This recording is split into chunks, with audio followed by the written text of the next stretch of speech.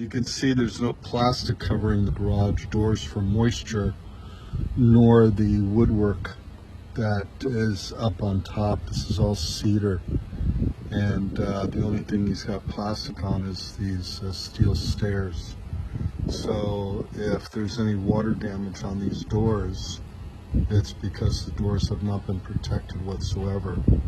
There's no sealer that's been put on them, and that's it.